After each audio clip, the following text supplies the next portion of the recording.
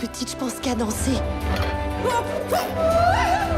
Si on s'enfuit ensemble ce soir, tu deviendras la meilleure de toutes les danseuses et moi, je deviendrai le plus grand inventeur de tous les temps. Comment vendre un film qui a une héroïne qui veut devenir danseuse et qui s'appelle Ballerina? Comment faire vendre ce film aussi aux petits garçons? C'est un vrai enjeu. Non, mais C'est d'abord, une vraie question. c'est vrai, mais c'est un peu une bêtise aussi de dire ça. Parce que le thème de ne jamais renoncer à ses rêves ne doit pas être véhiculé par un sexe féminin ou masculin, il est en nous. Donc ce message, il est universel, quel que soit l'âge et quel que soit le sexe. Ça, c'est la première des choses. Et puis, c'est pas un film dessiné pour les enfants. On a tous des rêves. Et j'espère que chacun de nous avons encore une part d'enfant.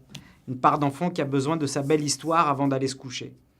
Donc, c'est pas pour les filles uniquement. C'est pas pour les enfants uniquement. Puis on a Victor quand même. Victor qui lui aussi fera tout pour atteindre ses rêves de devenir inventeur et de travailler pour Gustave Eiffel.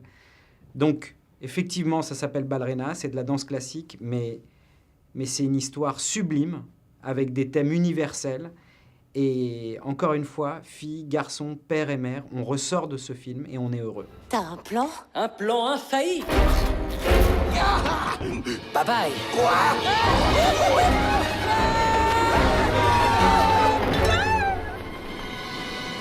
Effectivement, le budget de Ballerina n'a rien à voir avec les gros films d'animation des studios américains qui tournent plutôt autour de 150 à 200 millions de dollars US. Nous, on a fait le film pour 28 millions de dollars US, ce qui est beaucoup moins, mais ce qui est même moins que certaines productions d'animation françaises comme Le Petit Prince qui a coûté, je crois, 60 ou 65 millions de dollars. C'est beaucoup grâce au studio d'animation, l'Atelier Animation, qui est basé à Montréal, qui a travaillé avec nous pour trouver toutes les solutions possibles pour rester dans ce budget-là, mais malgré tout, livrer une qualité qui, je ne vais pas dire qui rivalise avec celle des studios américains, mais qui en tout cas est suffisante pour se dire qu'on a affaire à un film important en termes de qualité visuelle.